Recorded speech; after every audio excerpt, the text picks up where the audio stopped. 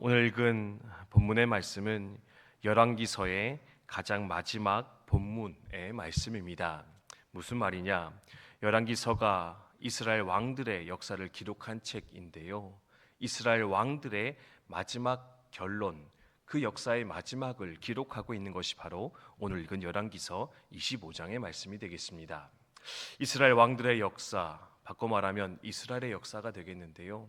이스라엘의 마지막 역사는 어떠하였다 오늘 본문은 말하고 있습니까?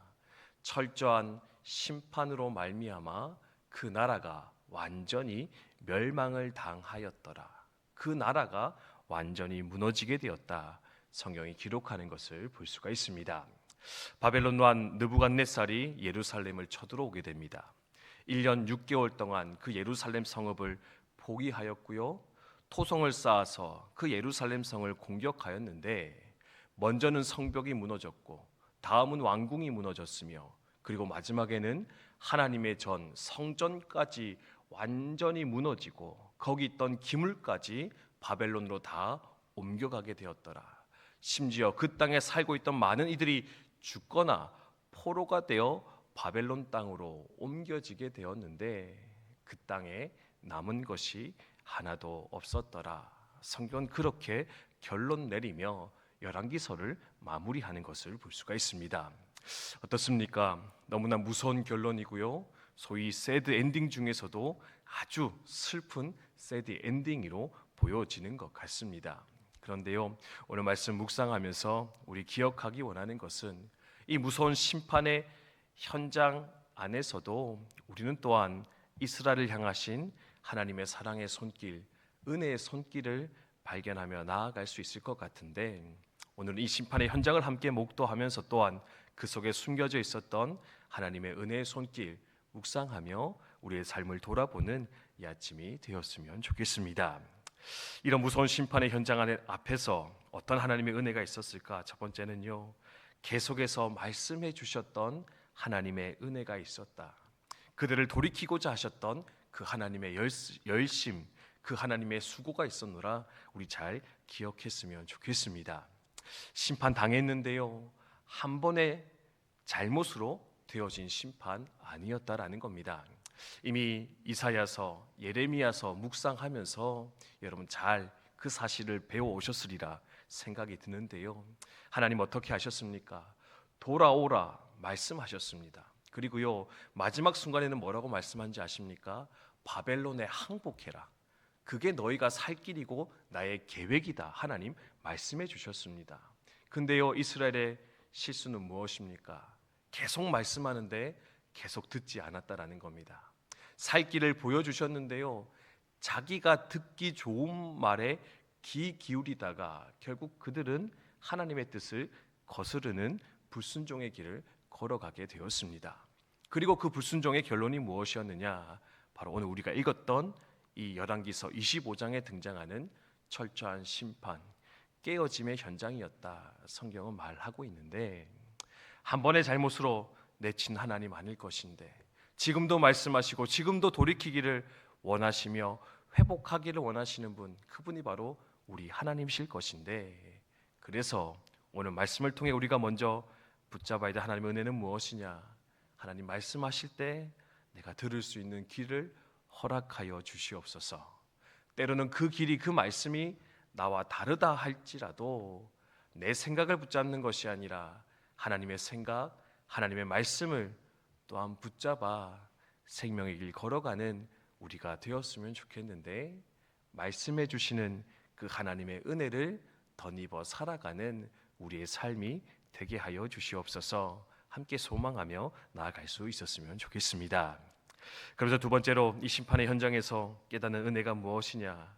바로 온전한 신앙을 회복하게 하시는, 바꿔 말하면 우리 안에 우상을 제거하시고 참 신앙의 길로 이끌어 가시는 하나님의 은혜의 손길이 있음을 또한 우리 기억하면 좋겠습니다. 사실 오늘 말씀 읽으면서 이스라엘 백성들이 그리고 많은 성도들이 충격을 받는 장면이 있는데요. 그게 뭐냐면 바로 성전 또한 철저하게 무너져 내렸다라는 사실입니다.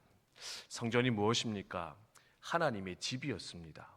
하나님의 임재를 상징하는 것이 바로 성전이었는데, 그래서 아무리 성벽이 무너지고 왕궁이 무너질지라도 성전만 남아 있다면 하나님은 우리와 함께 하시는 것이다. 하나님은 임재하고 있는 것이다. 이스라엘 백성들은 그렇게 자부하고 믿고 살아왔던 것이 바로 성전이라는 존재였습니다. 그런데 마지막 심판의 현장에서 어떤 사건이 일어나게 되느냐? 이 성전조차 무너졌는데 철저하게 무너졌다. 기둥에 있던 놋을 벗겨가고요, 그 안에 있던 금과 은과 녹수로 만든 모든 작은 집기류까지도 다 빼앗아 옮겨지게 되었다. 성경은 말하고 있는데, 아마 그 당시 이스라엘 백성들이 이 현장을 바라보면서 가장 충격을 받았던 사건이 바로 이 성전의 무너짐이지 않았을까 생각을 할 수가 있습니다. 근데 왜 하나님이 성전까지 철저히 깨뜨렸을까요? 왜냐하면 이스라엘 백성들이 섬기던 성전이라는 우상을 깨뜨리기 위해서, 그리고 하나님과 온전한 신앙의 관계를 회복시키기 위해서 하나님은 이 성전마저도, 자신이 거하는 집마저도 철저하게 무너뜨리지 않았을까 생각할 수 있다라는 겁니다. 이미 말씀드렸듯이 이스라엘 백성들 어떻게 했습니까? 하나님과 관계는 깨어졌는데요, 성전이 있으니까 우리는 안전하다. 그들은 그렇게 믿으며 신앙생활을 했던 것 같습니다. 하나님을 사랑하는 마음은 없는데요, 하나님의 집인 저 성전이 우리 가운데 있으면 우리는 늘 안전할 거야. 잘못된 확신과 신앙 가지고 그 인생의 여정을 걸어가고 있었습니다. 그래서 하나님은 어떻게 합니까? 그 성전을 완전히 깨뜨려 버리면서, 너희가 붙잡아야 될 것은 저 성전이 아니라, 눈에 보이는 건물이 아니라 바로 나와의 관계요, 나를 사랑하는 온전한 마음일 것인데, 제발 그것을 회복하여 내게 나오라. 그것을 보여주기 위해서 이 철저한 심판을 그들 가운데 허락하지 않았을까 생각할 수 있다라는 겁니다. 산성도 여러분, 우리도 하나님을 섬긴다 하면서 하나님 아닌 다른 그 무언가를 붙잡아 살아가고 있는 어리석음을 범하고 있지는 않습니까? 내가 수고하는 그 열심이 하나님을 대신하는 우상일지도 모르겠습니다. 또는 내가 열심히 기도하는 그것이 내가 하나님을 잘 섬기는 것이다라고 하는 잘못된 판단과 생각일지도 모르겠습니다.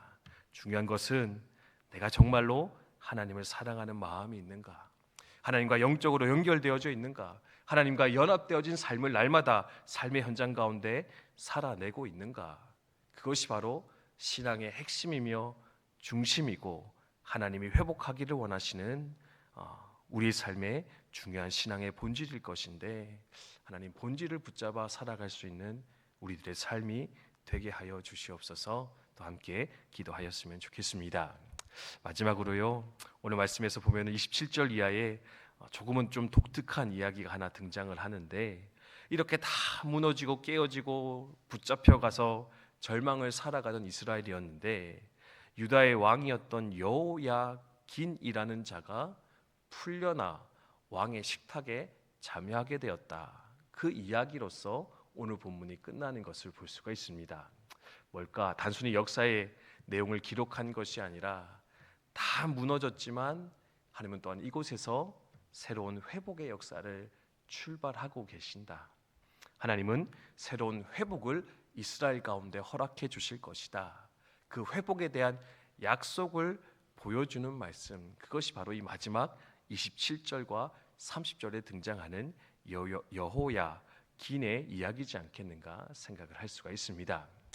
모든 것이 깨어지고 끝났다는 그 순간에도 하나님은 새로운 회복과 구원의 역사를 써내려 가시는 분, 그분이 바로 우리가 믿는 하나님이시라 이 본문 우리 가운데 또한 가르치며 도전하는 거 볼 수가 있습니다. 산성도 여러분, 우리 가운데 혹 모든 것이 힘들고 어려워서 더 이상 회복의 기미가 보이지 않는다고 좌절하며 실망하시는 분 우리 가운데 있지는 않습니까? 예전에도 한번 농담 삼아 성도에게는 복이라는 말이 배추 셀 때만 쓰는 말이다. 성도는 복이란 말을 쓸 수 없는데, 왜냐하면 하나님께서는 언제나 새로운 회복을, 생각지 못한 구원의 역사를 우리 가운데 허락해 주셔서 늘 소망을 살아가도록 하시는 분, 또한 그분이 우리가 믿는 하나님이시라 우리는 그렇게 믿고 고백하기 때문에 그렇습니다. 또한 이 마지막 말씀을 함께 묵상하면서 우리에게 새로운 회복과 구원을 주시는 그 하나님의 은총을 이 아침에 함께 고백하며 나아가는 저 여러분 되시기를 주님의 이름으로 축원드립니다. 이스라엘이 실패하였고요, 이스라엘이 잘못하였습니다. 그래서 심판당하였지만 그런 이스라엘 버리지 않으시고 또다시 회복과 구원의 길을 열어가시는 좋으신 하나님, 사랑의 하나님, 오늘도 기억하면서 주님 우리의 삶을 새롭게 하여 주시옵소서. 새로운 소망의 길을 걸어가는 우리의 삶이 되게 해 주시옵소서. 함께 기도하였으면 좋겠습니다.